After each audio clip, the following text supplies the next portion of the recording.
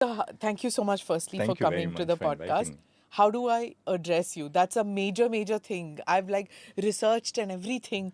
Do I say your lordship, your honor? How do I address a retired Supreme Court judge? I Well, don't know. I was Chief Justice. uncomfortable. I was uncomfortable about lordship even when I was in office.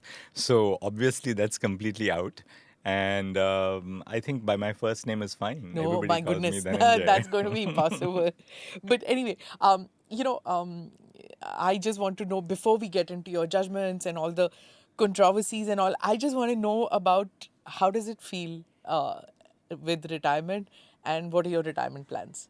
Well, actually, retirement isn't easy because I've been doing nothing else apart from working as a judge for 24 years. And suddenly you realize one morning that there are no files to be read for the next day. And then you get up in the next morning and realize that there's going to be no going to court and sitting there, which has been part of life for all these years. But then after the first couple of days, you sort of breathe the air of freedom in the sense that, any judicial office comes with so much of restraint, responsibilities, the routine, the isolation from society because of, the kind of post which you occupy, whether as a judge of the High Court or Chief Justice of the High Court or judge of the Supreme Court. So, in that sense, I've been enjoying just the ability to meet people, go out on my own, visit bookstores, and of course, a little more time to listen to music and do all the things which I have really missed out in How the is it last 24 isolation, years. if I may ask? Like, aren't judges very social people? No, judges, actually, it's to the contrary. At a certain level, well, you see them social in the sense that they'll attend legal aid clinics or they'll go to law schools to talk to students.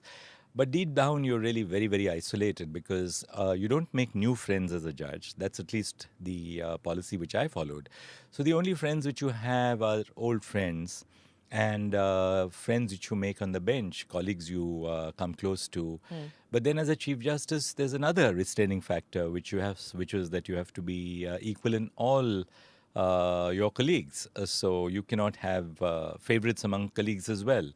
So, all in all, life as a judge is really very different from being outside. You have to be connected to society in the sense you have to understand what's happening on the ground. Otherwise, you can't Right. decide cases.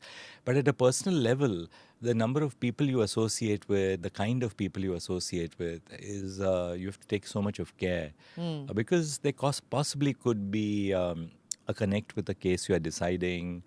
Someone may have an interest. I'm not saying that you start with the presumption that people want to make friends with you only because you're a judge, but this is something instinctive which comes to every judge. So now, what would you like to do? Like, I know music and interaction, all that, yes. But would you like to go back to the teaching profession? Because I've met some of people who've attended lectures of yours, and they say you're mesmerizing as a teacher. And of course, Harvard would love to have you back, I'm sure. Well, actually, I haven't honestly decided because I just thought that the last few months before I demitted office So, was so hectic because there were judgments to complete. There were various other lectures to deliver, projects to be completed in the Supreme Court and elsewhere. I was working extensively for the E Committee of the Supreme Court. So all in all, it was a very hectic time for me. On sane advice, both at home and among close friends, I'm just taking some time off. I think at least for a couple of weeks or maybe a month or so, which is not to say that I'm not doing some work. There's a little bit of work which is coming my way as well, professional work, which is wonderful because that gets me an opportunity to interact with youngsters, particularly young professionals, both in the law and beyond. Something which I've missed doing all these 24 years. But I don't want to be just a former judge who's an arbitrator or doing consultancy work. I have other interests as well, and I want to teach. I would, of course, like to be connected to the younger people in our society because I think that's where India is moving.